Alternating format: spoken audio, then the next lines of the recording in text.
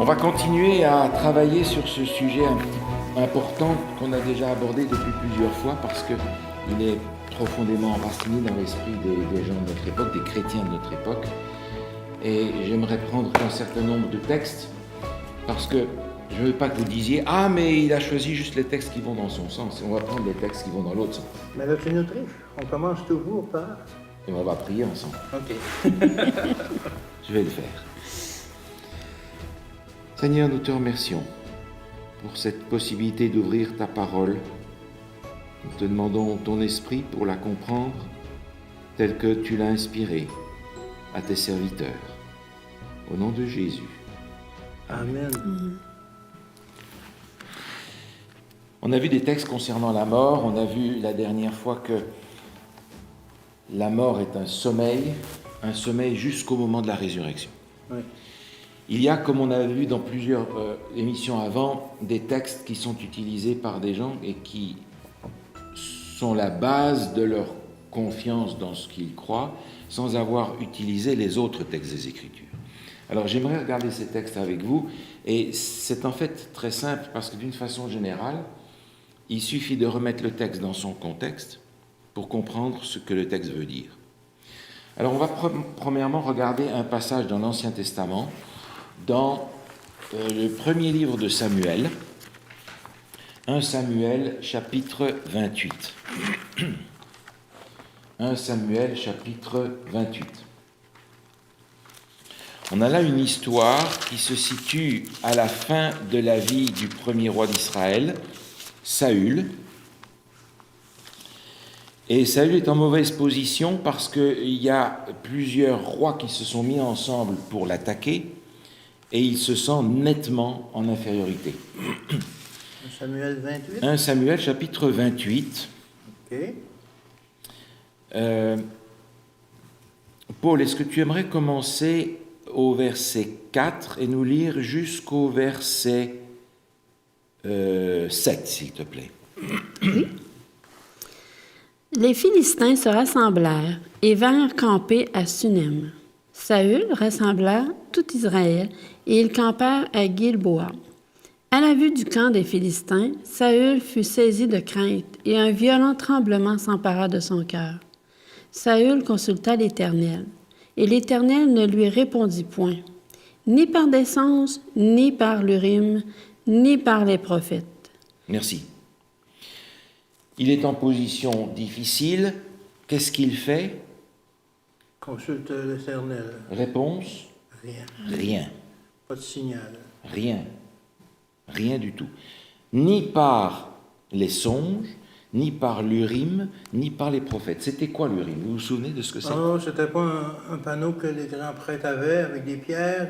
Alors, le grand prêtre avait dans son pectoral, Ouais. où il y avait les pierres qui représentaient les tribus d'Israël, c'était comme une espèce de manchon, et il y avait à l'intérieur deux pierres, Oui. Urim et Tumim, qui étaient Oui, oui. utilisées quand il n'y avait pas de prophète, pour que le prêtre puisse demander à Dieu ce qu'il fallait faire, et Dieu répondait soit par oui, soit par non, en illuminant une de ces Une de pierres-là. ces pierres. Alors, ici, dans le cas particulier, le prophète Samuel est décédé depuis déjà un moment. Il n'y a pas de prophète à consulter.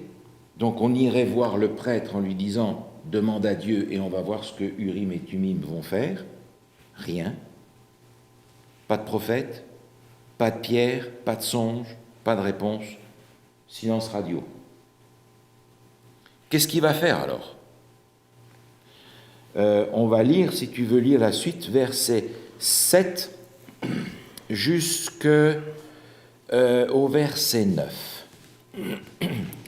Et Saül dit à ses serviteurs, « Cherchez-moi une femme qui évoque les morts, et j'irai la consulter. » Ses serviteurs lui dirent, « Voici, à Endor, il y a une femme qui évoque les morts. » Alors Saül se déguisa et prit d'autres vêtements, et il partit avec 2 hommes. Ils arrivèrent de nuit chez la femme. Saül lui dit, « Prédis-moi l'avenir en évoquant un mort, et fais-moi monter celui que je te dirai. » La femme lui répondit, « Voici, tu sais ce que Saül a fait, comment il a retranché du pays ceux qui évoquent les morts et ceux qui prédisent l'avenir. Pourquoi donc tends-tu un piège à ma vie? pour me faire mourir? Merci. Effectivement, au début de son règne, Saül avait éliminé du pays d'Israël tous les sorciers, tous les spirites, tous les gens qui faisaient de la sorcellerie, qui invoquaient les morts, etc. Il avait fait une bonne œuvre pour Dieu. Il avait fait ce que Dieu avait demandé, effectivement. Malheureusement, il n'a pas toujours fait ça. Il a fait des grosses erreurs, mais là maintenant, puisque Dieu ne lui dit rien, Il retourne vers ses Il va heures demander- de bonne aventure. il va demander au diable. Ouais. On a là un comportement assez particulier. Il va se déguiser, donc la femme ne sait pas que c'est lui. Elle lui dit, mais tu es en train de me tendre un piège là. Parce que si je te fais venir quelqu'un, tu vas me dénoncer, c'est fini pour moi. Oui, oui. Alors Saül, qui lui est en difficulté une fois de plus, s'est déguisé, s'est protégé, non tu ne risques rien, etc. Et il va demander à la femme quelque chose de particulier. Alain, tu veux continuer en lisant le verset 10 jusqu'au verset 14, s'il te plaît. Saül lui jura par l'Éternel en disant, l'Éternel est vivant, il ne t'arrivera point de mal pour cela. La femme dit, qui veux-tu que je te fasse monter? Et il répondit, fais-moi monter Samuel. Lorsque la femme vit Samuel, elle poussa un grand cri et elle dit à Saül, pourquoi m'as-tu trompé? Tu es Saül. Le roi lui dit, ne crains rien. Mais que vois-tu? La femme dit à Saül, je vois un Dieu qui monte de la terre. Et il dit, quelle figure a-t-il? Et elle répondit, c'est un vieillard qui monte, et il est enveloppé d'un manteau. Saül comprit que c'était Samuel, et il s'inclina le visage contre terre et se prosterna. Merci. Alors, Saül va demander à cette femme de faire revenir des morts le prophète Samuel. Prophète Samuel avec qui il a eu beaucoup à faire pendant sa vie, et finalement du mauvais côté, parce que comme il n'a pas obéi pendant de nombreuses occasions importantes, Dieu avait rejeté Saül. On va regarder les textes. Maintenant, pris de panique, il veut parler à Samuel pour savoir ce qui va arriver. Dieu ne répond pas, donc il va aller voir une sorcière, finalement, une médium, pour faire revenir Samuel des morts. Alors, il faut qu'on regarde un texte. Et il y a effectivement quelqu'un qui vient. Alors, il y a quelqu'un qui vient. Donc, on ne peut pas, c'est une bonne remarque, on ne peut pas dire, parce que la Bible enseigne que les morts dorment, les manifestations Surnaturel. occultes Occulte. sont imaginaires. Et ça semble pas imaginaire, ça semble très, C'est vrai. très, très C'est vrai. Véridique. Donc, il va falloir être au clair sur l'origine de ces manifestations-là pour que ça s'harmonise avec ce que les Écritures apportent. Parce que ces manifestations sont réelles. Et il y croyait vraiment, il s'est incliné à terre pour Alors, c'est pire Pour que ça. l'adorer. Il s'est mis à adorer le personnage. en qu'il question. peut-être qu'il ne voyait d'ailleurs pas.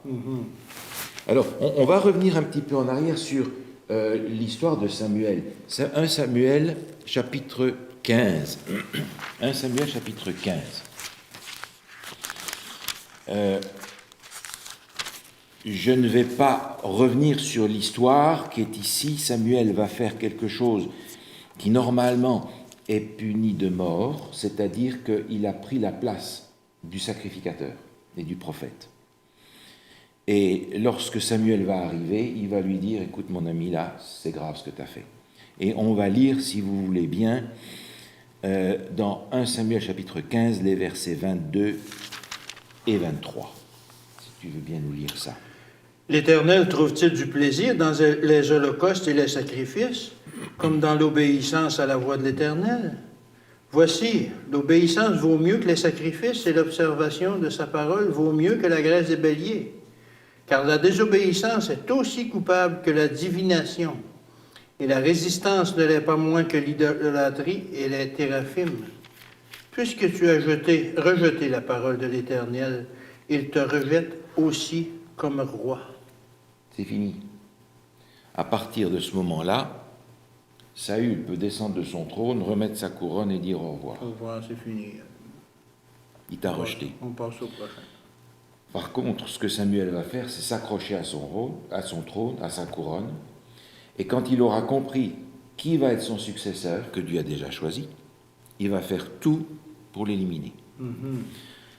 Un petit peu plus loin, au chapitre 16 et au verset 14, il nous est dit quelque chose de très important. Chapitre 16, verset 14, si tu veux nous lire ça, s'il te plaît, Paul.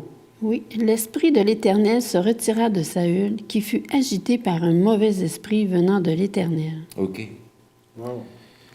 L'Esprit de l'Éternel s'est retiré de lui. Il avait été consacré au service. Maintenant, Dieu se retire de lui. Et il va multiplier les erreurs, les désobéissances, les rébellions, etc., jusqu'au moment où Dieu va dire, puisque tu ne veux plus entendre parler de moi, je ne vais plus rien dire.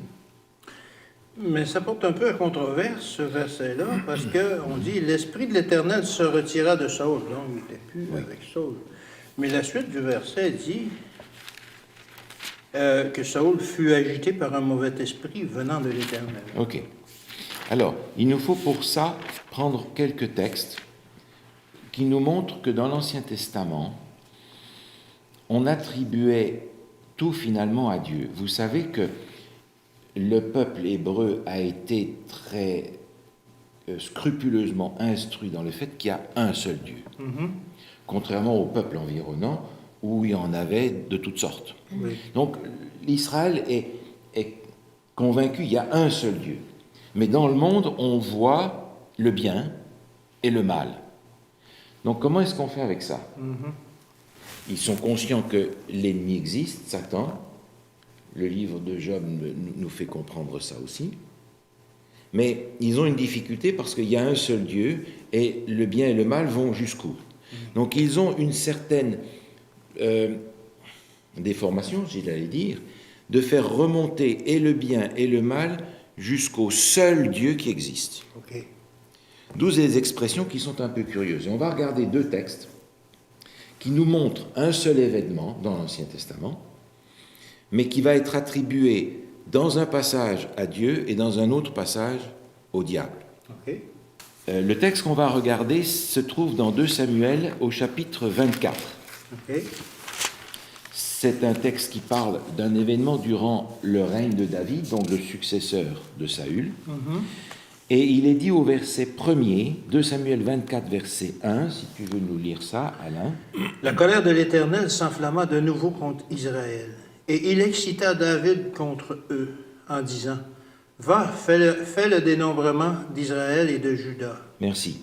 Alors, la colère de l'Éternel s'enflamma contre Israël, et il, Dieu, l'Éternel, excita David à faire le dénombrement.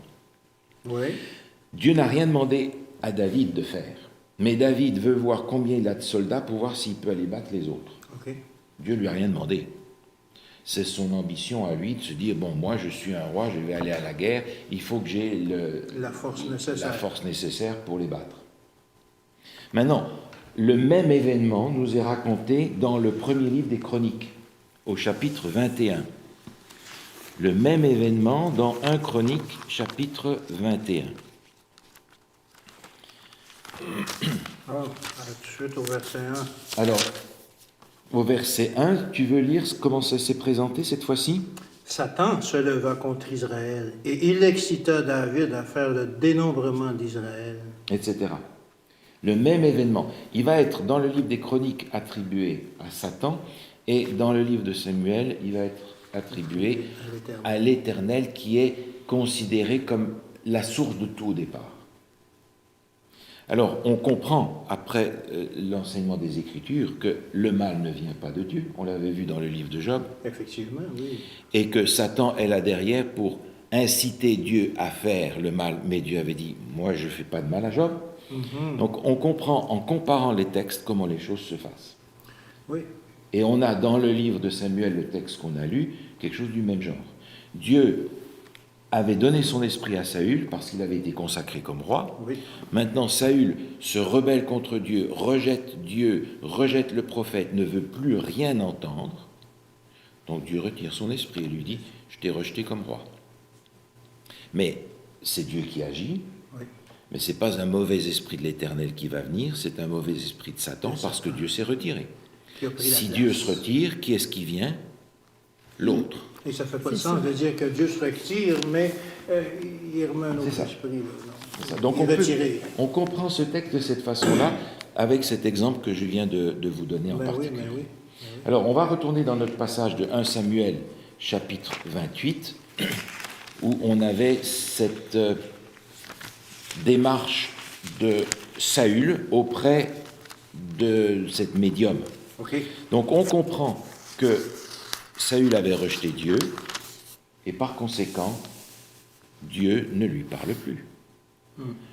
C'est comme si Dieu lui disait, de toute façon, Tu ne m'écoutes pas. tu m'écoutes pas, tu fais absolument ce que tu veux, alors que tu es mon représentant auprès du peuple. Donc ça sert à rien que je te dise quelque chose. Et c'est juste parce que si Dieu ne répond pas, il a encore la solution d'aller demander au diable. Aïe, aïe, aïe. N'est-ce pas? Et il le sait très bien parce que lui-même avait été l'instrument pour éliminer ça. Pour éliminer ce N'est-ce canal-là. pas? Alors, pourquoi est-ce que Dieu ne répond pas? C'est simple, on le sait. Maintenant, ce qui est intéressant, c'est de voir ce qui se passe quand la femme fait venir... Samuel, Entre eux. ce vieillard. Voilà. Alors, au verset 12, lorsque la femme vit Samuel, elle poussa un grand cri, elle a reconnu qu'en fait c'était Saül qui était là. Il lui dit, ne crains rien, et ça lui demande, qu'est-ce que tu vois? Mhm. C'est au verset 13. Je vois un Dieu, Qui monte de la terre. un petit dé, là c'est Ouais, avec Elohim, un petit dé. qui monte de la terre. Alors, il monte de la terre, le séjour des morts, etc. Quelle figure a-t-il? C'est un vieillard avec un manteau. Oui. Alors, des vieillards avec des manteaux, ben, il y en a partout dans la rue. Hein. C'est là qu'on voit par la suite. Saül comprit Voilà. que c'était Samuel. Il a C'est sa imaginé. déduction à lui. Il ça. a imaginé. Parce qu'on se rend compte que la femme voit, mais Saül ne voit pas. Ouais. Alors, est-ce qu'elle est derrière un rideau? Est-ce qu'elle est cachée? Je ne sais pas. Mais elle voit et elle entend, et Saül entend seulement. Alors, il lui demande, qu'est-ce que tu vois? Ben, un vieillard avec un manteau. Alors il imagine. C'est Alors, Samuel. il imagine, il dit, ah, ben voilà, c'est Samuel. C'est lui que j'ai demandé. Il est venu. Parce que Samuel est mort, âgé, et puis il avait un manteau. Et on comprend ici qu'il y a un problème grave parce que, comme tu l'as mentionné tout à l'heure, sans savoir de quoi il s'agit, il se prosterne et il adore. Oui. Et vous vous souvenez quand Jésus a été confronté au diable au désert? Oui. Qu'est-ce que le diable demandait à Jésus? En troisième position. Si Si tu m'adores, Voilà. je te donne tout mon royaume. Si tu te prosternes Je te et m'adores. prosterne. Ce que le diable veut, c'est être adoré à la place de Jésus. Et notre roi ici tombe en plein dans le panneau. N'est-ce pas? Alors, le texte continue en disant, verset 15, Samuel dit à Saül, Ouais. Le personnage. le personnage en question. Et le personnage en question va lui dire, écoute mon ami, c'est fini pour toi. Tu vas mourir. Il va prédire l'avenir. C'est ce qu'il lui a demandé. Il a demandé quelqu'un qui peut me dire l'avenir. Qu'est-ce qui va arriver? Et il lui dit, écoute, c'est fini là, tu vas mourir. Et on a une situation intéressante, particulière, où, en fait, il n'est pas difficile d'imaginer ce qui va arriver, et lui-même le sent très bien. Oui, il était dans la terreur. Il sent très bien ce qui va lui arriver. Il y a une armée monstre devant lui. Il sent que c'est pas bon. Hein. Non. Et le personnage lui dit, c'est fini pour toi. Pas une bonne Il nouvelle. part au combat en se disant, c'est fini pour moi. Et un petit peu plus loin, dans le texte du chapitre 28, non, c'est un petit peu plus loin au chapitre 31, pardon, au verset 3, on a une indication intéressante ici. Le combat se met en route et on va lire, si vous voulez bien, de versets 3 et 4. Tu veux nous lire ça, Paul? Oui. Alors, l'effort du combat porta sur Saül. Les archers l'atteignirent et le blessèrent grièvement. Saül dit alors à celui qui portait ses armes, « Tire ton épée et m'en transperce, de peur que ces incirconcis ne viennent me percer et me faire subir les outrages. » Celui qui portait ses armes ne voulut pas, car il était saisi de crainte. Et Saül prit son épée et se jeta dessus. Merci. Autrement dit, le personnage Samuel qu'on a vu, et qui de toute évidence n'est pas Samuel, on avait vu l'autre fois que le diable se déguise même en ange de lumière, donc il peut se déguiser en ce qu'il veut, lui dit, c'est fini pour toi, tu vas mourir. Et Saül va lui-même réaliser la prophétie que le diable a fait. C'est-à-dire qu'il est blessé, mais il a décidé que c'est fini pour lui, donc il va se jeter sur son épée parce que son serviteur considère qu'il est loin de l'Éternel, donc il ne veut pas le toucher. Saül va réaliser lui-même ce que le diable a annoncé sur lui. Alors, on n'a pas de mal à comprendre la situation. Est-ce que c'est Samuel qui est venu? Non, parce que le texte nous dit avant que Dieu ne lui parle ni par les songes, ni par les Urim, Tumim, ni par les prophètes. Si Dieu ne veut pas parler à Saül par un prophète vivant, est-ce que Dieu va lui parler par un prophète mort? Non. Difficile à comprendre. Difficile à comprendre. Une diseuse de bonne aventure. Et puis le vieillard, écoutez, même s'il avait eu la tête de Samuel, ça revient au même. N'est pas Samuel. N'est pas Samuel. Le texte dans son ensemble nous dit qu'il y a un problème et que Saül, ayant rejeté Dieu, se trouve ouvert à tout ce que le diable lui propose. Donc ce texte-là ne nous dit pas que Samuel est revenu des morts. Non. Ce texte nous dit que quand on abandonne Dieu, on est livré au diable. Et que là, le diable fait de nous, il joue avec nous comme il veut. Parce qu'il a joué avec lui comme il le voulait. Et Saül a marché dans cette histoire. Il est tombé dans le panneau. Il est tombé dans le panneau. Donc ce texte-là, encore une fois, ne peut pas être utilisé pour dire les morts reviennent quand on les appelle. Maintenant, j'aimerais regarder avec vous un texte qui se trouve dans l'évangile de Luc au chapitre 16 et qui est une sorte de parabole que Jésus raconte. Oui. Et qui a été utilisé aussi d'une façon particulière pour dire, ah mais voyez, les morts parlent, les morts reviennent. Je crois qu'il est nécessaire qu'on lise ce texte en entier pour le comprendre. Alain, si tu veux bien lire dans Luc 16, le verset 19 jusqu'au verset, disons jusqu'au verset 24. OK.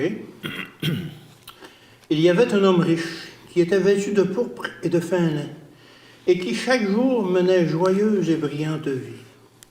Un pauvre nommé Lazare était couché à sa porte, couvert d'ulcères et désireux de se rassasier des miettes qui tombaient de la table du riche. Et même les chiens venaient encore lécher ses ulcères. Le pauvre mourut, et il fut porté par les anges dans le sein d'Abraham. Le riche mourut aussi, et il fut enseveli. Dans le séjour des morts, il leva les yeux, et tandis qu'il était en proie au tourment, il vit de loin Abraham et Lazare dans son sein. Il s'écria, « Père Abraham, aie pitié de moi, et envoie Lazare pour qu'il trempe le bout de son doigt dans l'eau et me rafraîchisse la langue, car je souffre cruellement dans cette flamme. » Alors, on a ici un scénario qui présente la vie pendant la mort. Lazare, oui, c'est ça. le riche, ils sont là. On a dans cette histoire une situation qui est déjà contraire à la mentalité de ce temps-là. Parce que un homme riche qui va bien, qui a des enfants, qui est béni, ça c'est quelqu'un que Dieu agrée, qu'il soutient. Oui. Et dans la mentalité de l'époque, ces gens-là ont un nom. Par exemple, un homme prestigieux comme Nicodème vient voir Jésus, il a un nom, il s'appelle Nicodème.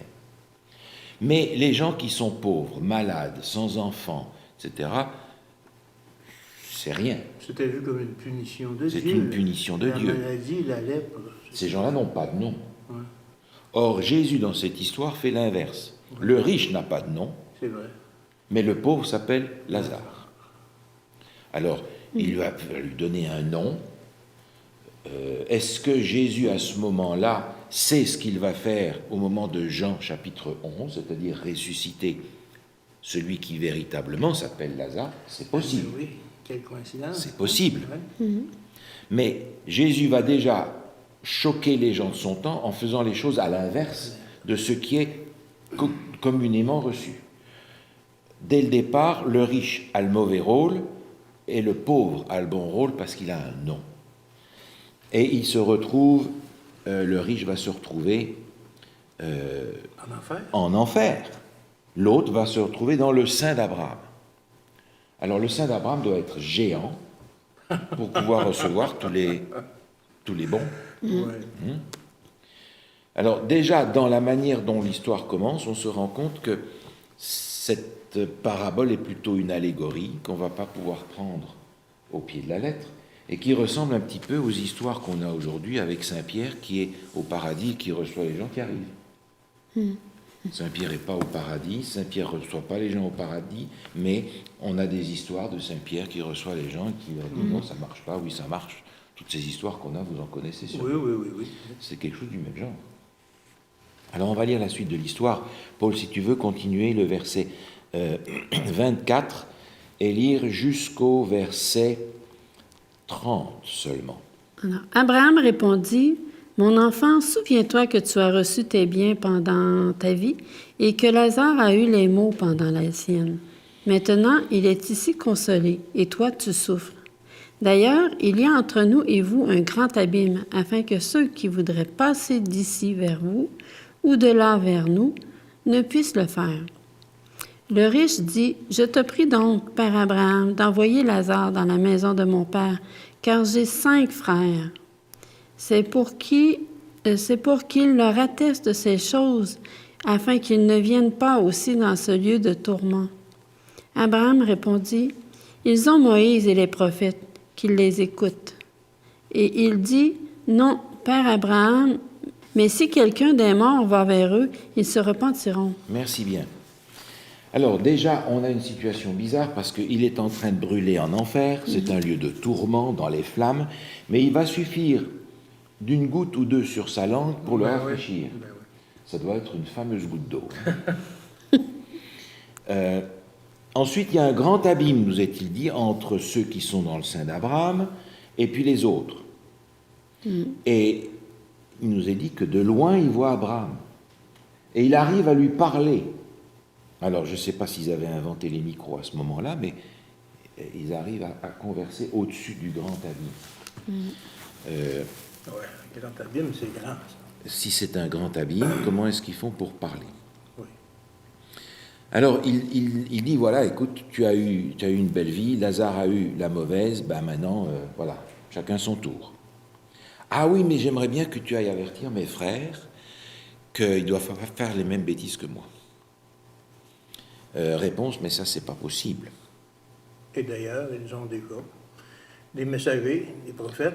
Alors, il dit, mais écoute, Abraham a répondu, ils ont Moïse et les prophètes qui les écoutent. Ah non. Il faut qu'il y ait un mort qui sorte de sa tombe et qui aille leur parler. Puis là, ça va marcher. Et là, ça va marcher. Quand on parle de Moïse et les prophètes étaient morts. On parle alors comme de quoi lorsqu'on dit ils ont Moïse et les prophètes? Alors, c'est quoi Moïse et les prophètes? C'est la Bible. C'est l'Ancien la parole, Testament. C'est l'Ancien Testament. Moïse, le Pentateuque, qu'on appelle la loi, Oui. et le reste est écrit par les prophètes. Qu'on On a dans l'Ancien Testament 3 morceaux, la loi, qui est par Moïse, les prophètes et les psaumes, qui sont les livres poétiques. Autrement dit, allez lire votre Bible. Allez lire votre Bible. Ah non, il faut quelque chose de miraculeux. Et combien de fois on a dit à Jésus, fais-nous un miracle pour voir, là. Oui, pour qu'on croie en toi. Pour qu'on croie en toi. vous n'aurez d'autre miracle que celui de Jonas, par exemple. Et il s'en va. Autrement dit, quand vous allez voir le miracle, quand je vais sortir de la tombe, vous n'en croirez pas vos yeux. Et la référence qui est donnée ici dans cette allégorie, c'est aux Écritures. Alors, vous vous souvenez que Jésus a souvent raconté des paraboles. Oui, oui. Parabole du fils prodigue, parabole des drachmes perdus, parabole des brebis perdues, etc., du semeur, etc. Pourquoi est-ce que Jésus raconte des paraboles? Ben, j'imagine pour aider à comprendre, pour illustrer. Illustrer quoi? Ce qu'il veut enseigner. La philosophie en dessous, c'est ce qu'il veut enseigner, c'est... Oui. Souvent, les paraboles commencent « Le royaume des cieux est aussi semblable à un semeur qui sortit pour semer, etc. Donc, il a dans son intention un enseignement précis. Oui. Alors, si je veux comprendre les paraboles, il faut que je cherche à localiser quel est l'enseignement que Jésus veut donner. OK. À partir de là, je sais comment je dois utiliser cette parabole. Parce que il est évident qu'un semeur ne va pas mettre un quart de sa semence sur le chemin, Non. un quart de sa semence dans les épines, Ouais. un quart de sa semence dans les pierres, Les pierres. et un quart seulement dans la bonne terre. Non. Alors Jésus va prendre ça en 4 morceaux pour illustrer 4 catégories de gens. Mais si je prends ça littéralement, ça va faire un mauvais semeur. Oui, oui. La leçon que Jésus veut enseigner, elle est au verset 31. Alain, est-ce que tu voudrais nous lire le verset 31? Oui. Et Abraham lui dit, s'ils n'écoutent pas Moïse et les prophètes, ils ne se laisseront pas persuader quand même quelqu'un des morts ressusciterait. Voilà la leçon que Jésus veut enseigner. Même si un mort vient et vous dit ce qu'il faut faire, ça ne changera rien. Et on a la preuve de ce qui est donné ici par Jésus dans les évangiles même. Regardez le texte de Jean, chapitre 11. Jean, chapitre 11, on avait vu dans ce texte la résurrection de Lazare, vous vous en souvenez? Oui. Et un peu plus loin, dans le même passage, on va trouver l'exact accomplissement de ce que Jésus a dit dans Luc 16. Paul, est-ce que tu aimerais nous lire, s'il te plaît, dans Jean chapitre 11, le versets 53 et 54? Dès ce jour, ils résolurent de le faire mourir. C'est pourquoi Jésus ne se montra plus ouvertement parmi les Juifs, mais il se retira dans la contrée voisine du désert, dans une ville appelée Éphraïm, et là il demeura avec ses disciples. Merci. Dès ce jour, ils résolurent de le faire mourir parce qu'il avait ressuscité Lazare. Alors, on a ici une situation absolument incroyable. Jésus vient et il va ressusciter des morts, un mort qui est déjà en décomposition. Vous vous souvenez, il sent déjà, Marthe et Marie disaient, ne touche pas à ça. Il dit, roulez la pierre. Lazare sort. Et Lazare sort. Et il va dire aux gens, enlevez toutes ces bandes là qui sont autour de lui, laissez-le aller. Les gens qui sont là tirent une conclusion de ça. Si cet homme est capable de ressusciter les morts, il faut qu'on liquide ce gars-là. Et celui qui est mort avec. Ça, c'est la première conclusion à laquelle ils arrivent. Ils ne sont pas capables d'arriver à comprendre qu'il y a là un homme qui parle de la part de Dieu, qui vient et qui est en train d'accomplir l'œuvre de Dieu. Le diable est un meurtrier. Ce qu'il veut, c'est faire mourir. Ces gens-là se sont mis du mauvais côté parce qu'ils veulent faire mourir celui qui donne la vie. On avait vu dans notre étude par rapport à l'origine du mal que c'est exactement la stratégie de l'ennemi. Oui. Jésus donne la vie, conclusion dans leur tête, il faut faire partir celui qui ressuscite et celui qui est ressuscité. C'est exactement ce que Jésus dit dans Luc 16, où on était tout à l'heure.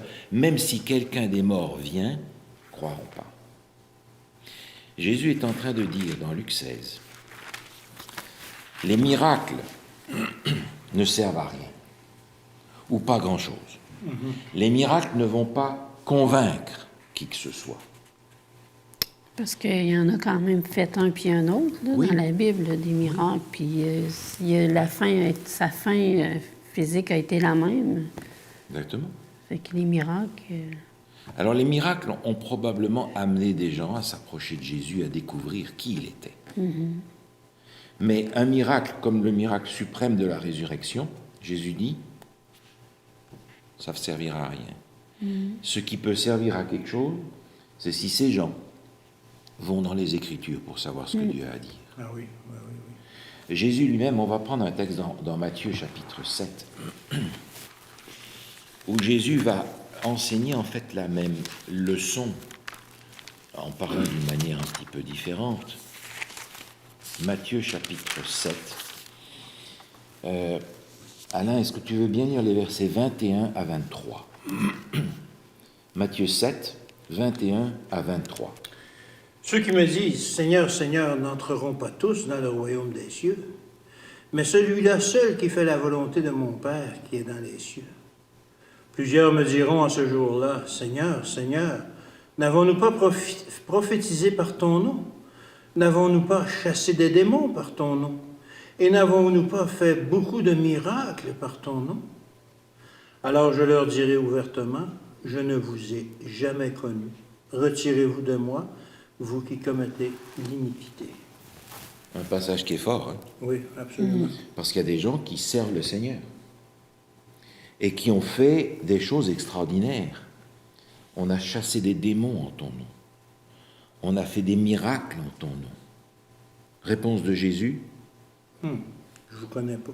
Je Non. n'ai jamais connu, Jésus ne dit pas « je vous connais pas ». non? Jésus dit « je vous ai jamais Jamais connu ». connu. Autrement dit, quand il faisait ces soi-disant miracles ou chasser les démons, Jésus n'était pas là-dedans non plus. Ils l'ont fait au nom de Jésus, mais Jésus n'avait rien à faire avec ça. Ce Et sont des gens pourquoi c'est ça? qui ne connaissent Et que Jésus. pourquoi Jésus n'était pas avec eux? Parce qu'il a dit, « Retirez-vous de moi, vous qui commettez l'iniquité. Leur cœur n'était pas changé. Le verset 23 nous donne la clé. Ouais. Ceux qui disent Seigneur, Seigneur n'entreront pas tous dans le royaume des cieux, mais seulement celui qui, verset 23, qui fait la volonté de mon Père qui est dans les cieux. Oui, Autrement dit, ces gens prétendaient faire des miracles, être des exorcistes, mais ce sont des gens qui ne suivaient pas la volonté de Dieu, qui désobéissaient à Dieu. Alors ils ont fait des miracles, et on sait maintenant par quelle puissance ils ont fait ces miracles, même s'ils ont mis l'étiquette Jésus là-dessus. Oui. Et je crois qu'aujourd'hui, beaucoup de gens sont piégés par le même phénomène. Plein de gens opèrent des miracles d'une manière ou d'une autre, le font peut-être même au nom de Jésus, mais Jésus leur dira, je vous ai jamais connu. Je ne vous connaissais pas quand vous faisiez déjà tout ça. Parce que c'était pas appuyé sur la Bible, c'était pas appuyé sur le Ça Seigneur. ne reposait pas sur la volonté de Dieu dans les Écritures, exactement. et le sens biblique de connaître dans la Bible et le sens de développer une relation intime. Profonde, réelle, personnelle. Alors je ne vous ai jamais connu. On n'a jamais eu cette relation-là entre nous. Autrement dit, Luc 16 n'est pas en train de nous parler de ce qui se passe à la mort, c'est en train de nous parler du fait que les vivants, s'ils ne se basent pas sur les Écritures, ne seront pas davantage convaincus s'ils voient un miracle. Ils vont être peut-être pris par les émotions, mais si ça ne retourne pas aux Écritures, ils vont tomber dans le piège de l'ennemi. Parce qu'il y a trop de tromperies qui viennent de l'adversaire, Beaucoup trop. mais la vérité est dans la parole. Exactement.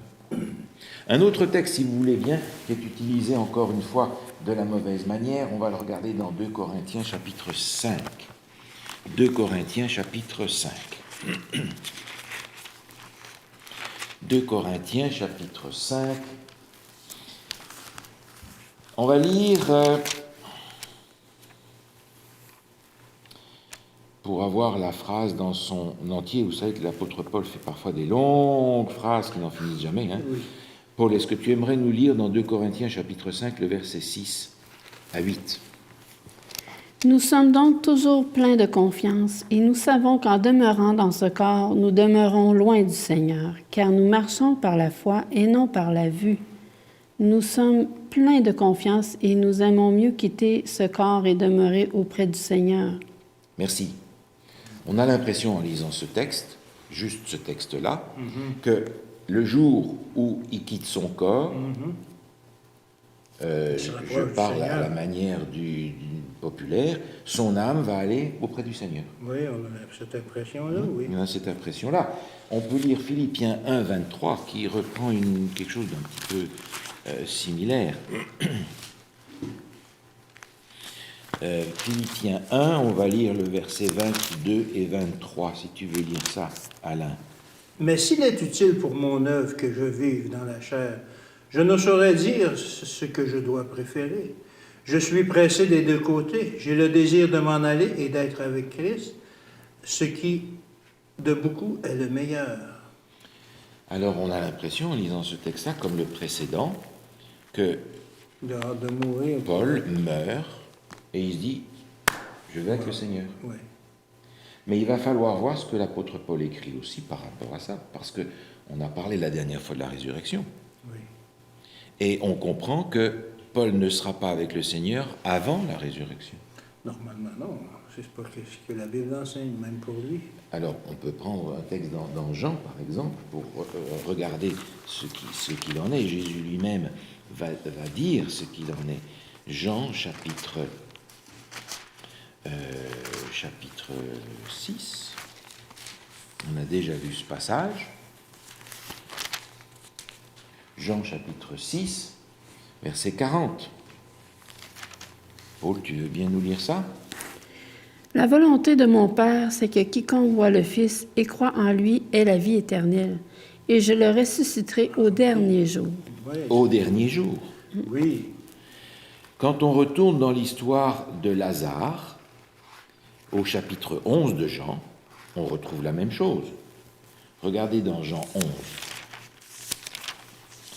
Lorsque Jésus va venir, c'est-à-dire après la mort de Lazare, les deux sœurs, Marthe et Marie, vont discrètement laisser un reproche à Jésus. Si tu étais venu à temps, Il ne serait pas mort. tu ne serais pas mort. Il aurait pu Parce le qu'elles guérir. avaient vu Jésus qui guérissait des gens. Ouais. Elles n'avaient pas vu Jésus qui ressuscitait quelqu'un. Donc elles se disaient, il faut que Jésus arrive avant qu'il meure. Mhm. Et Jésus va essayer de faire avancer Marthe dans sa foi avec ça. Regardez dans Jean 11, on va lire le verset 21 jusqu'au verset 25, si tu veux bien lire ça, Alain. Marthe dit à Jésus, « Seigneur, si tu eusses été ici, mon frère ne serait pas mort.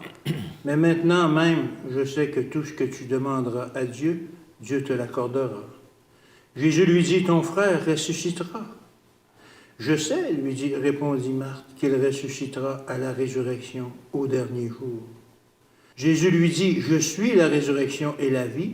Celui qui croit en moi vivra, même s'il serait mort. » Jésus lui dit, ton frère va ressusciter. Oui. Et Marthe est très au clair sur l'enseignement de Dieu à ce sujet-là. Mais je sais, il va ressusciter À la quand? fin des temps. Au dernier jour. Elle est en train de dire, mais il me manque maintenant mon frère. Alors Jésus lui dit, mais écoute, et je paraphrase un petit peu ce que Jésus dit, Oui, oui. Le verset mais 20. au dernier jour, au moment où il va ressusciter, qui est-ce qui va le ressusciter? Je suis la résurrection et la vie, dit Jésus. Donc, au dernier jour, c'est moi qui vais ressusciter Lazare, ton frère. Si c'est moi qui le ressuscite au dernier jour, est-ce que je ne peux pas le ressusciter maintenant? Voilà. Et la réaction de Marthe est intéressante. Tu voudrais continuer et lire le verset 26 et 27, s'il te plaît.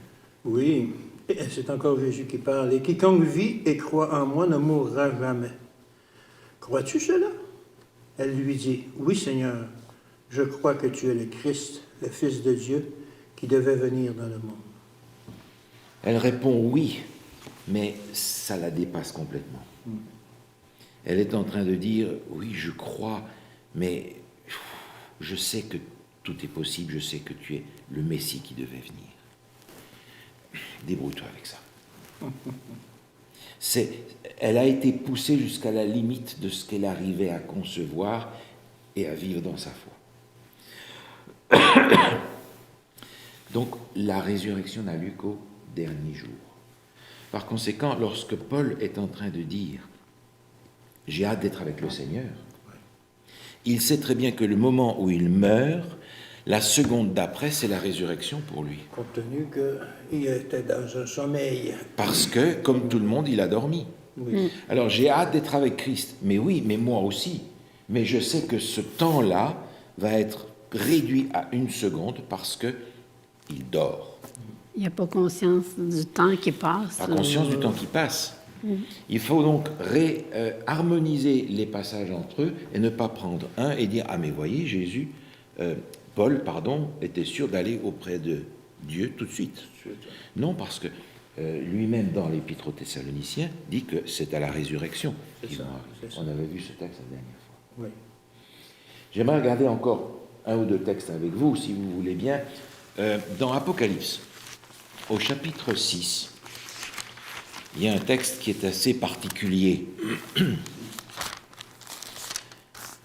Paul, est-ce que tu voudrais nous lire dans Apocalypse, chapitre 6, les versets 9 à 11 ?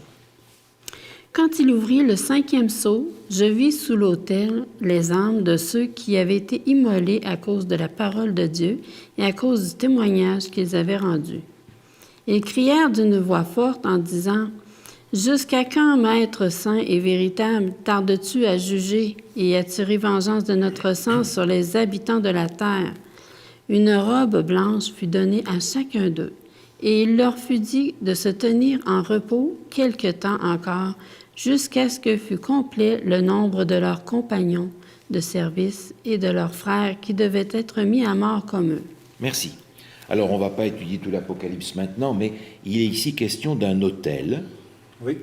Et il est dit que sous cet autel, il y a les âmes de ceux qui ont été immolés pour la parole de Dieu, c'est-à-dire des martyrs. Oui.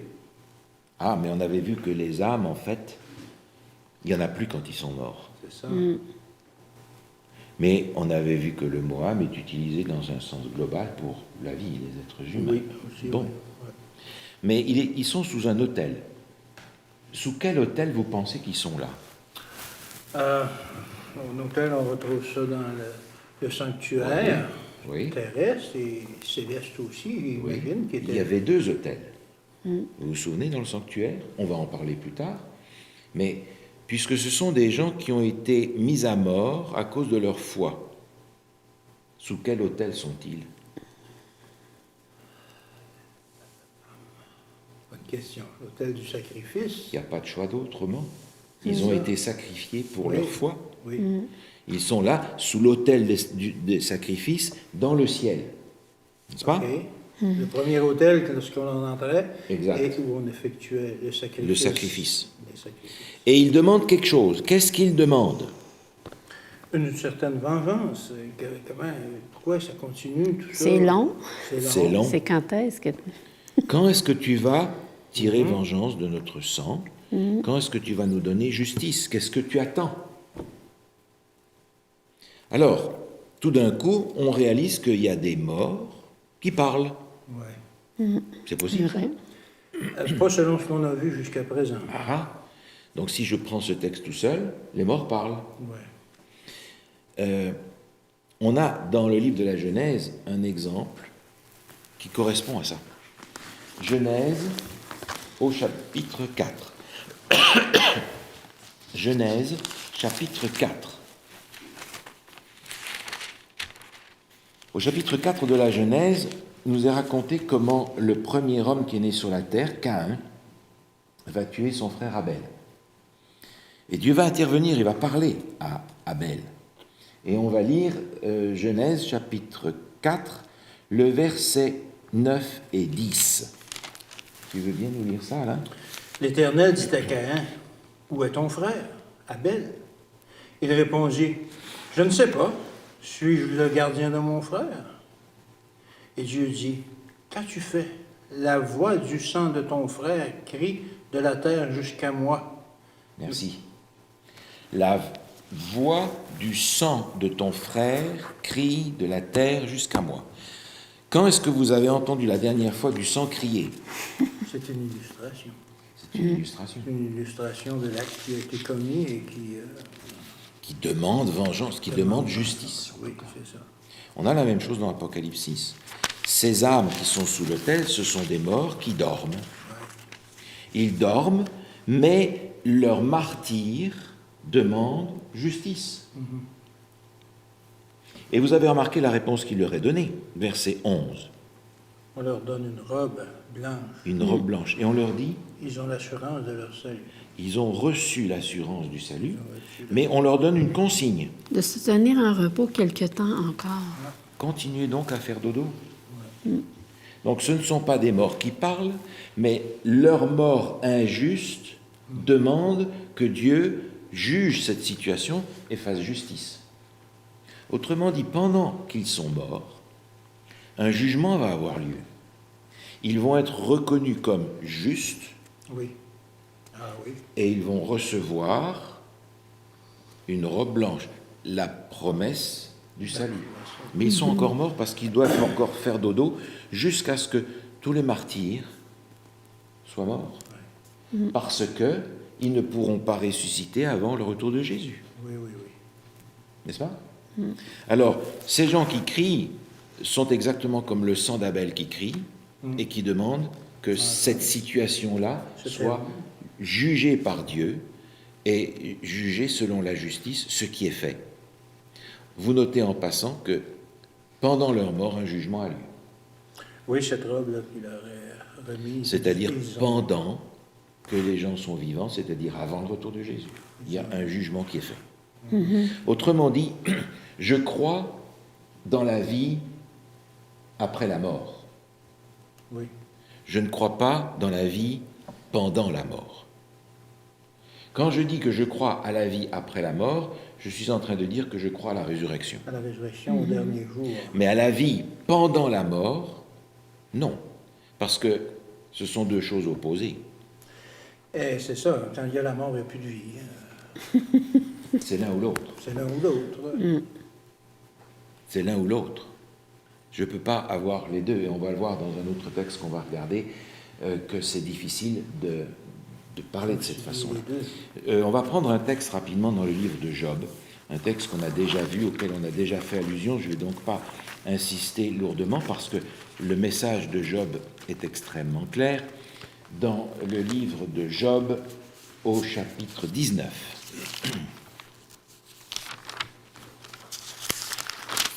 Job, chapitre 19. Paul, est-ce que tu voudrais nous lire, si tu veux bien, le verset 25 à 27? Mais je sais que mon Rédempteur est vivant, et qu'il se lèvera le dernier sur la terre. Quand ma peau sera détruite, il se lèvera. Quand je n'aurai plus de chair, je verrai Dieu.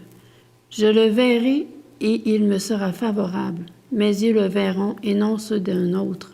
Mon âme languit d'attente au-dedans de moi. Merci. Job, encore une fois, qui précède l'écriture de toute la Bible, est très au clair que il va mourir, mais que quand il va ressusciter, c'est lui qui va ressusciter. Oui. C'est pas un autre. Moi-même, je verrai Dieu, je contemplerai Dieu, dit-il. Mes yeux le verront, pas les yeux d'un autre. Job est au clair que la réincarnation n'existe pas dans l'enseignement biblique. Et il y a cette notion qui confirme ce qu'on a vu jusqu'à présent, que le corps est détruit, il n'y aura plus de chair, et théoriquement il n'y a plus d'yeux, mais lorsqu'il parle de la résurrection, il dit « je le verrai Oui, ». Il va avoir un nouveau corps. bien sûr. Il est conscient de ça. Oui. Et il dit, mon Rédempteur est vivant, celui qui me rachète, celui qui va me donner la vie, le Jésus qui est la résurrection et la vie, en question, dont on a parlé tout à l'heure, c'est lui qui va le ressusciter, il sait que c'est Dieu qui va le faire, et il n'imagine pas qu'il va se réincarner une dizaine de fois dans quelque chose d'autre, ou dans des gens différents.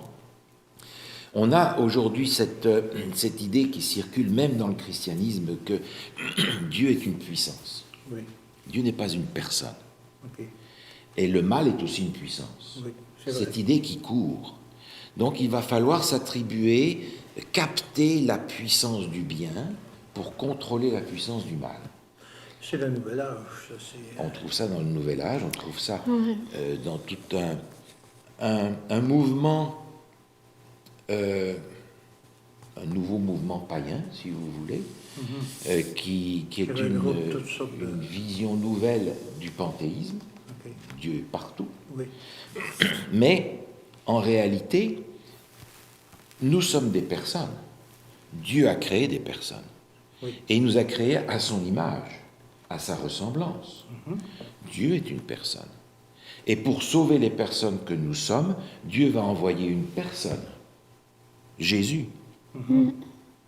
Le salut, être sauvé, c'est recréer le lien entre moi, être humain, pécheur perdu, et la personne de Dieu, qui est la vie par définition. C'est ce qu'il y a dans son nom, Yahweh.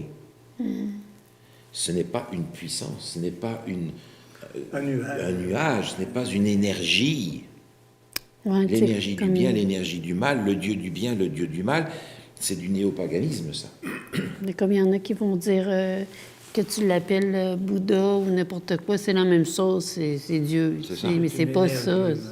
C'est une manière de mettre tout dans le même pot et de ne pas se fier à l'enseignement de la Bible pour éviter que les gens ne soient pas d'accord entre eux. Oui. Dans Ésaïe, au chapitre 8, il nous est dit à la loi et au témoignage, témoignage. c'est-à-dire Pentateuque et le témoignage des prophètes. Si on va autrement, il n'y a pas de lumière, il n'y a pas de vérité pour le peuple. C'est vrai. Autrement dit, on peut raconter ce qu'on veut, mais si ça ne correspond plus aux Écritures, on est sorti du plan de Dieu. Donc la réincarnation n'existe pas dans les Écritures. On en avait parlé à propos de Job. J'aimerais parler de quelque chose dont on parle encore aujourd'hui couramment, malheureusement, dans le christianisme, qui est l'enfer. Ok. Apocalypse chapitre 20, on va lire un ou deux textes qui servent de point d'appui pour un certain nombre de chrétiens. Et vous avez remarqué probablement que le christianisme d'aujourd'hui parle, que ce soit dans le catholicisme ou dans les églises issues de la Réforme, cette notion est présente presque partout. Dans Apocalypse chapitre 20, Alain, est-ce que tu pourrais nous lire, s'il te plaît, le verset 9 et 10 ? Et ils montèrent sur la surface de la terre, et ils investirent le camp des saints et la ville bien-aimée. Mais un feu descendit du ciel et les dévora. Et le diable, qui les séduisait, fut jeté dans l'étang de feu et de soufre, où sont la bête et le faux prophète. Et ils seront tourmentés jour et nuit au siècle des siècles. Ah ben voilà, C'est on lit l'enfer. ça. C'est l'enfer que l'on nous présente. C'est l'enfer parce qu'il est dit, ils seront tourmentés jour et nuit au siècle des siècles. Ouais. Alors, on a ici cette mentalité-là, la conséquence de la mauvaise compréhension de l'anthropologie de l'état de l'homme. Parce que si, suivant la croyance populaire, on dit que l'âme est immortelle, ça ne pose pas de problème à ces gens-là à partir du moment où les gens sont sauvés, parce qu'ils vont au ciel. Pour l'éternité. Pour l'éternité, tout va bien. Mais alors ceux qui sont perdus, qu'est-ce qu'on fait avec ? Ben, selon la même philosophie, ils vont en enfer pour l'éternité. Alors si l'âme des perdus est aussi immortelle, il va falloir qu'on fabrique quelque chose pour les garder au chaud pendant l'éternité.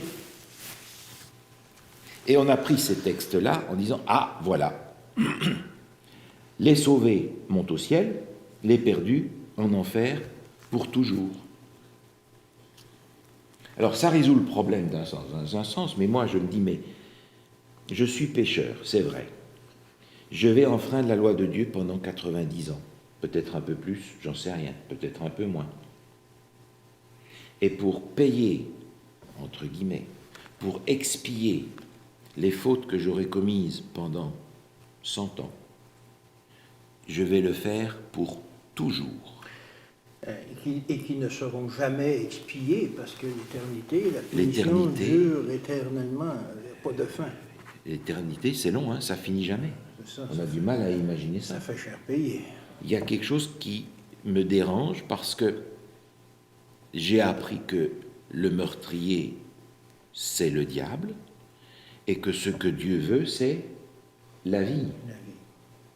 Comment est-ce que ce Dieu qui vient lui-même en Jésus-Christ mourir pour qu'on vive, va nous laisser rôtir pendant l'éternité pour expier nos fautes?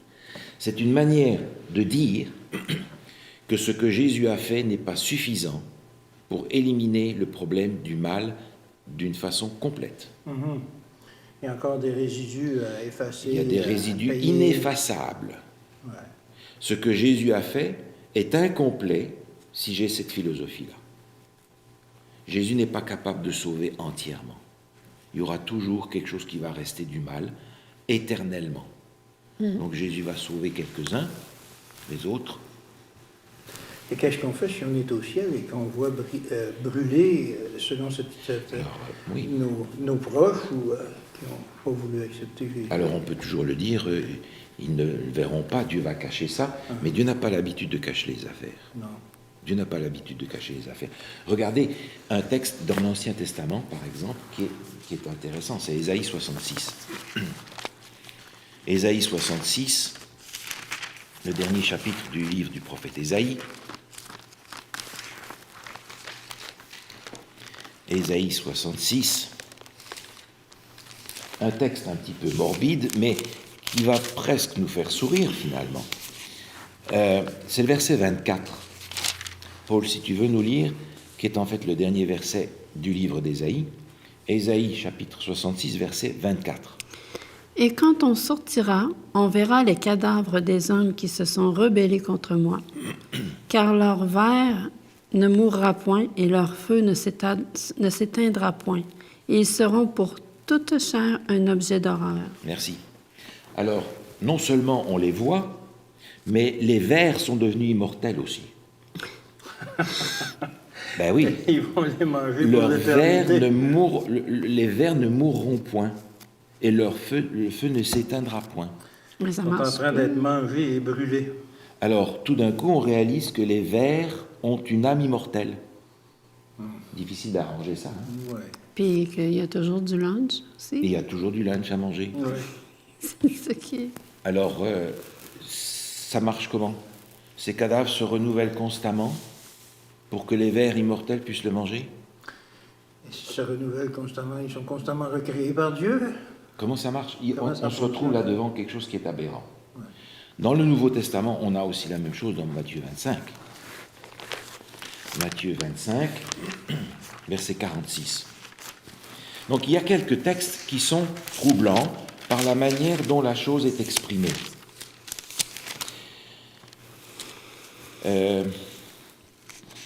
Versets 45 et 46. Matthieu 25, versets 45 et 46. Alain, si tu veux lire ça. Et il leur répondra, je vous le dis en vérité, toutes les fois que vous n'avez pas fait ces choses à l'un de ces plus petits, c'est à moi que vous ne les avez pas faites.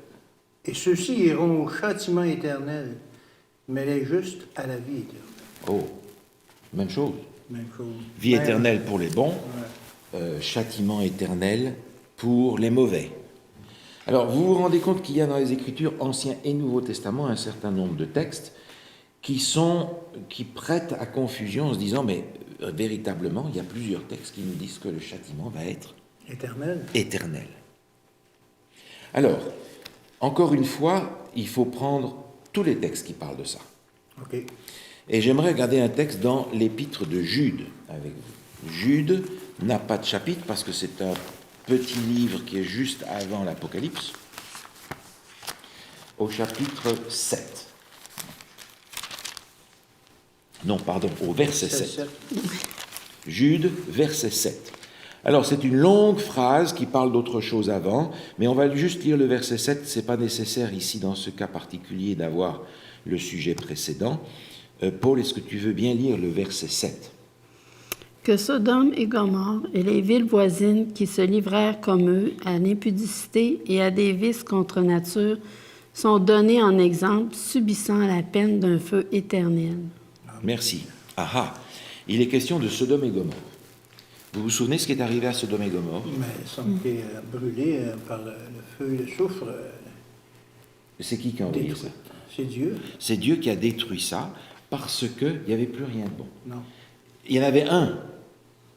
Et il l'a sorti de là, il s'appelle Lot, Lot, vous oui. vous souvenez, avec sa famille. Et on s'est rendu compte en voyant la suite de l'histoire que sa femme n'était pas dedans non plus, elle s'est retournée parce qu'elle regrettait trop d'être partie. Ses filles se sont jetées dans l'immoralité complètement, et finalement il n'y avait que Lot qui tenait un peu la route. Et il nous est dit ici que ces villes, Sodome et Gomorrhe et les villes voisines, ont été détruites pour donner un exemple.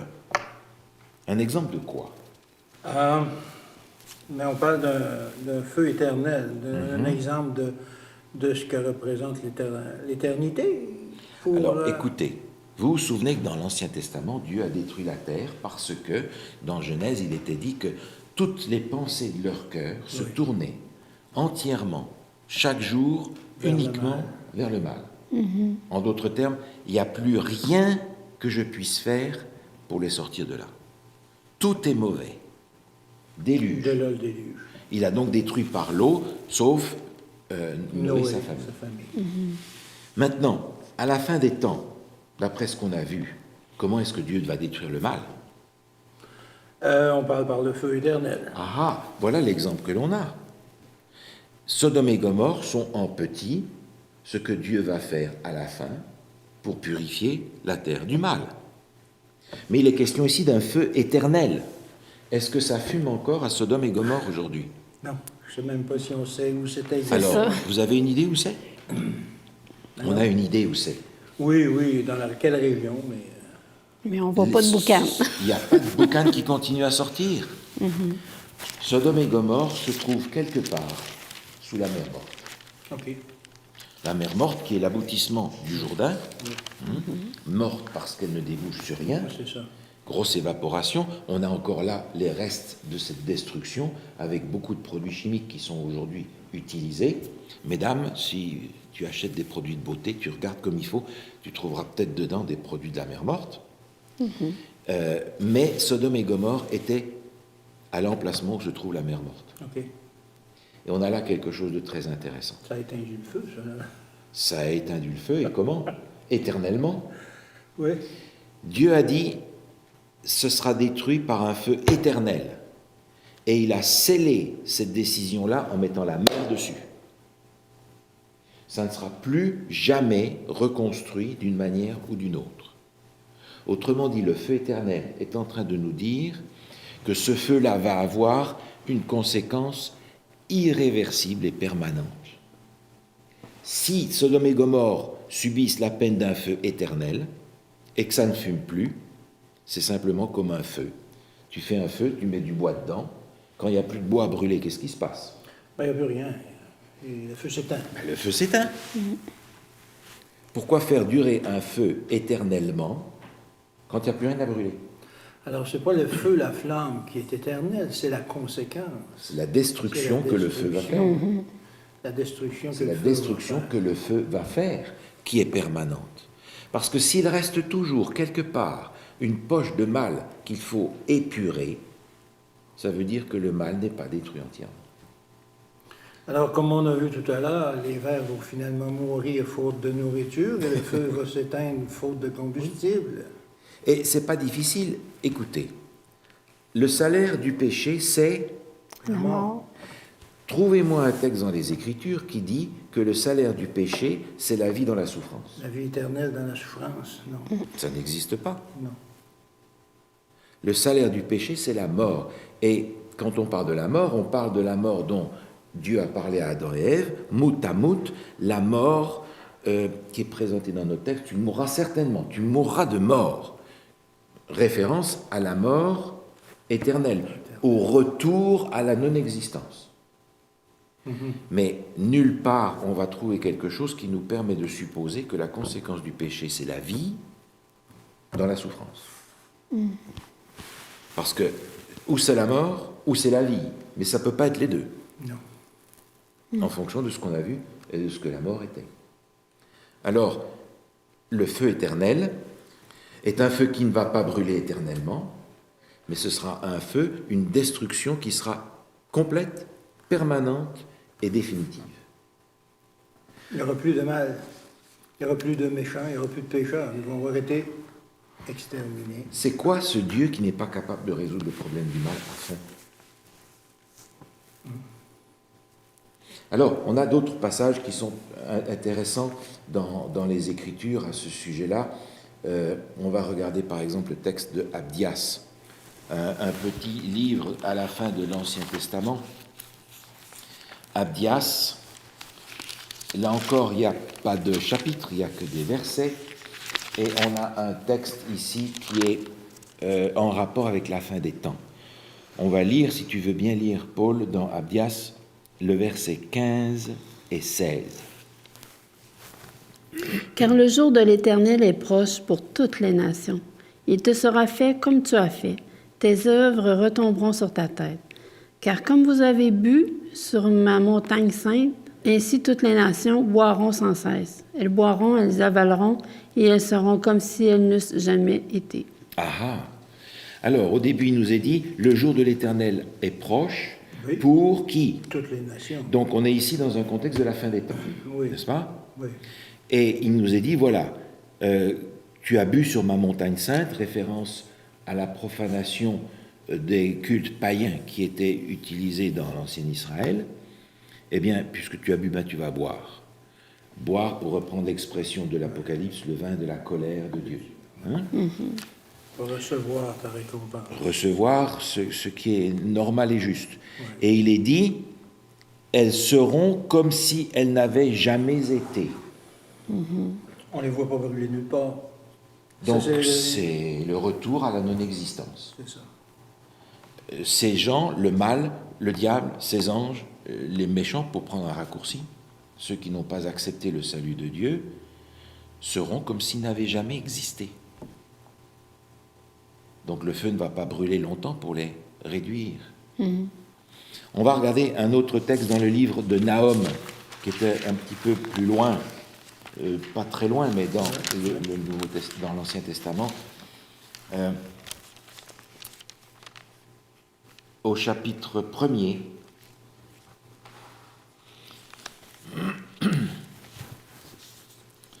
On va lire le verset 9, si tu veux bien. Le verset 9. Que méditez-vous contre l'Éternel? C'est lui qui détruit. La détresse ne paraîtra pas deux fois. Voilà, on pourrait lire la suite qui est en rapport justement avec le sort des méchants.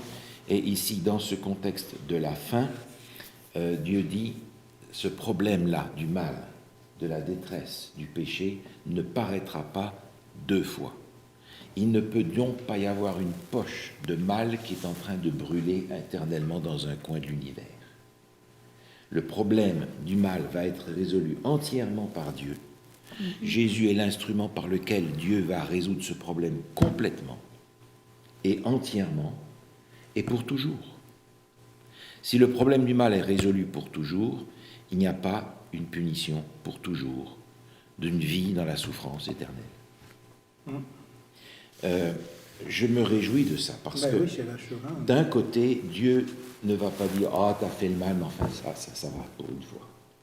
Tu n'as rien voulu savoir, mais bon, maintenant tu comprends. » Dieu va détruire le mal et détruire ceux qui ne veulent pas autre chose que le mal. On a dans le monde aujourd'hui des gens qui sont vendus au mal. Et dans un sens, j'ai hâte que le mal et les méchants et le diable qui les pousse soient détruits définitivement. Parce Et qu'on puisse tourner la page. Parce que le mal n'est pas nécessairement perçu comme étant du mal par plusieurs personnes. Exactement, exactement. Mais comment est-ce qu'on se rend compte que le mal est mal? C'est ici. C'est ici. En se rendant compte que Dieu est le bien par définition, qu'il est la vie par définition. On peut regarder un dernier texte, si vous voulez, ou un avant-dernier texte sur l'enfer dans Ésaïe. Ésaïe, où on était tout à l'heure, au chapitre 65. Ésaïe 65. Alain, est-ce que tu voudrais nous lire le verset 17 et 18? Ésaïe 65, versets 17 et 18. Car je vais créer de nouveaux cieux et une nouvelle terre. On ne se rappellera plus des choses passées. Elles ne reviendront plus à l'esprit. Réjouissez-vous plutôt et soyez à toujours dans l'allégresse à cause de ce que je vais créer. Car je vais créer Jérusalem pour l'allégresse et son peuple pour la joie. Voilà. Je vais créer de nouveaux cieux, de nouvelles terres, et je vais créer un peuple pour la joie. Mais on ne se souviendra plus des choses passées. Quand le problème du mal aura été entièrement résolu, Dieu va appuyer sur delete. Il n'y a plus besoin de se souvenir de cette parenthèse catastrophique qui a duré 6000 ans, parce que le mal aura été détruit entièrement. Et Dieu n'est pas là pour chercher la plus petite chose chez l'être humain, pour le punir et le tuer. Dieu est à la recherche de la plus petite chose chez l'être humain par lequel il va pouvoir le sauver. On n'est pas en présence du Dieu vengeur qui nous a été présenté. Un dernier passage pour aujourd'hui qui porte à confusion, c'est un texte qui est dans Luc chapitre 23. Luc chapitre 23.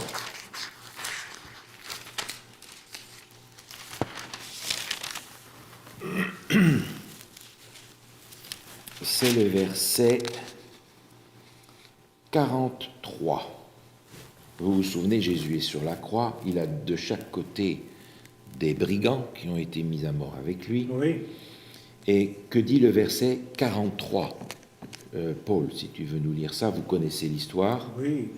Je te le dis en vérité, aujourd'hui, tu seras avec moi dans le paradis. Voilà. Je te le dis en vérité, aujourd'hui, tu seras avec moi dans le paradis. Alors, c'est clair, Jésus est là et il dit au bon larron, comme on l'appelle, aujourd'hui, tu seras avec moi dans le paradis. Mais maintenant, si je vous lis le texte autrement, comment ça fait ? OK. Regardez. Je te le dis en vérité aujourd'hui, tu seras avec moi dans le paradis. Tu as changé la virgule de place. Le problème, c'est qu'il n'y a pas de virgule dans le texte grec. OK. Donc, je vais mettre la virgule en fonction, non pas du texte ici, mais de tout ce que j'apprends dans les Écritures sur la question de la mort. Oui, pour Parce que je peux la mettre où je harmoniser. veux. Il va falloir que j'harmonise ça avec ce que j'ai déjà découvert en ce qui concerne la mort. Parce qu'avec ce texte-là, je peux dire, effectivement, Jésus va au paradis direct et il emmène avec lui le bon larron. Mais il suffit de changer la virgule de place pour se retrouver avec une expression que Jésus emploie souvent, où il dit « en vérité, je vous le dis ». Une manière de dire Je te le dis, là. « crois-moi, je te dis les choses, J'ai une bonne nouvelle pour toi aujourd'hui. je te dis ça aujourd'hui, Dès maintenant. là. je te dis ça maintenant ». Et l'Évangile même va nous dire que Jésus n'est pas monté au ciel à sa mort. Regardez dans l'Évangile de Jean, chapitre 20, au verset dans la 17. tombe. Il était dans la tombe parce que il a respecté le sabbat en se reposant aussi. Moi, je te dis, Évangile selon Jean, chapitre 20.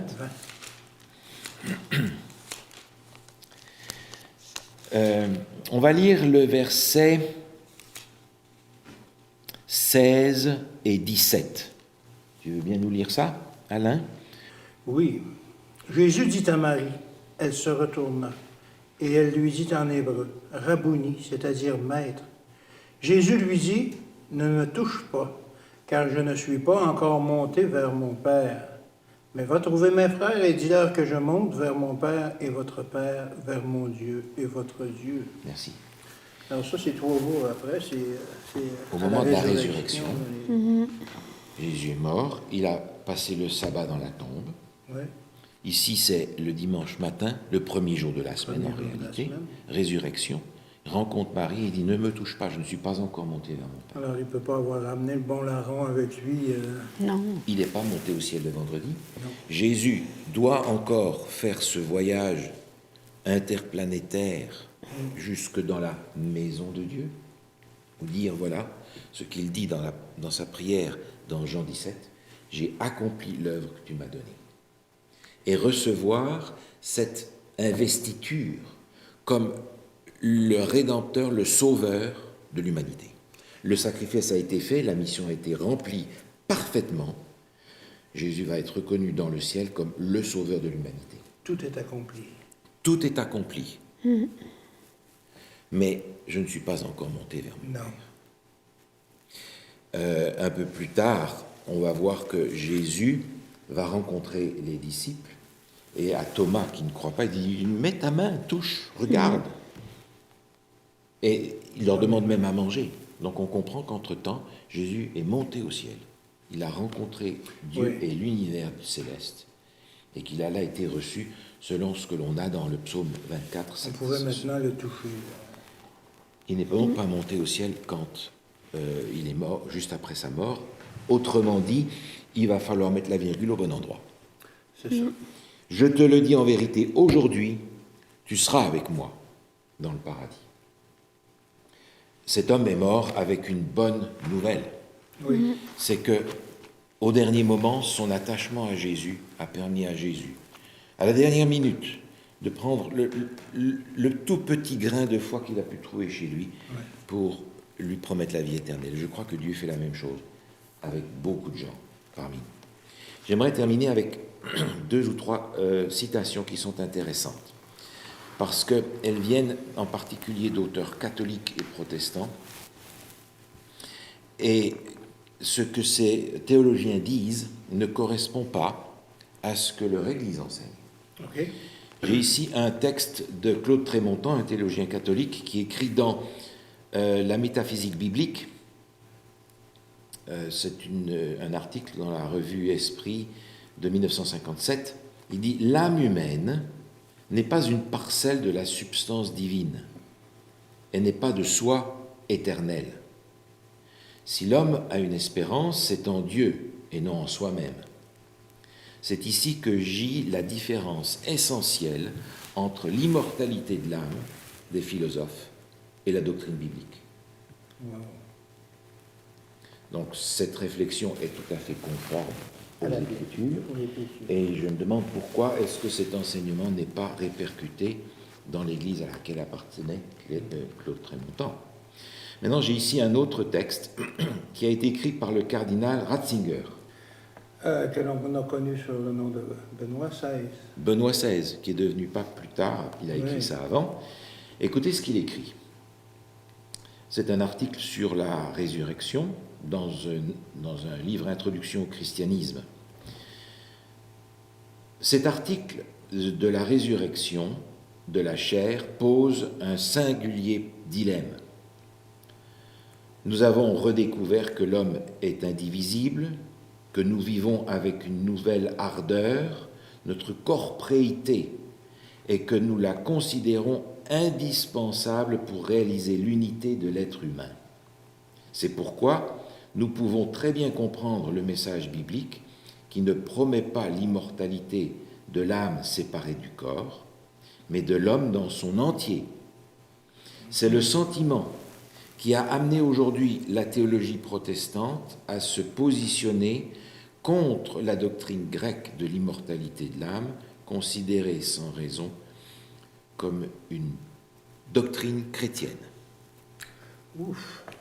Alors, si le pape Benoît XVI considère les choses de cette façon, comment ça se fait que son Église enseigne le contraire?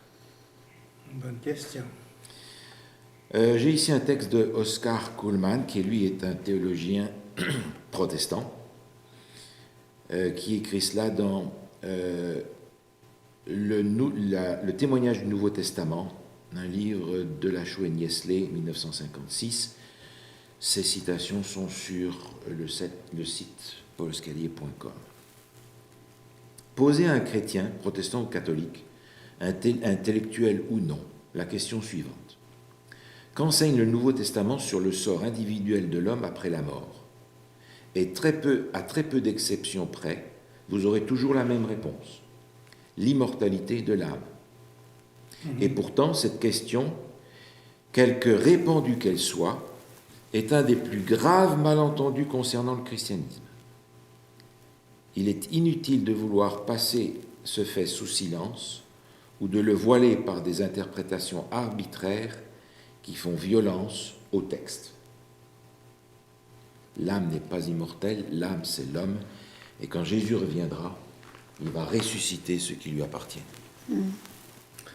Bonne nouvelle. Bonne nouvelle. Grande nouvelle. Le message biblique sur la mort fait partie de l'évangile, de la bonne nouvelle, parce que malgré tout, malgré le péché, malgré la gravité du péché, Dieu a organisé les choses le mieux possible en attendant son retour. Et c'est la raison pour laquelle le retour de Jésus devient, lorsqu'on étudie la Bible, un souci, une attente, une impatience, parce que devant tout ce que l'on découvre, la solution est en Jésus, et la solution complète va arriver au moment de son retour. On attend avec impatience qu'il revienne. Amen. On prie ensemble ? Oui. Seigneur, nous voulons te louer et te remercier pour la promesse de la vie éternelle que tu nous as donnée.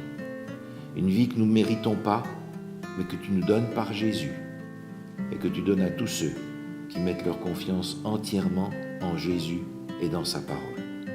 Seigneur, tu as promis que tu reviendrais pour mettre fin au problème du péché, au problème du mal. Nous avons hâte que tu le fasses, Seigneur. Viens bientôt, nous t'en prions, au nom de Jésus. Amen. Amen.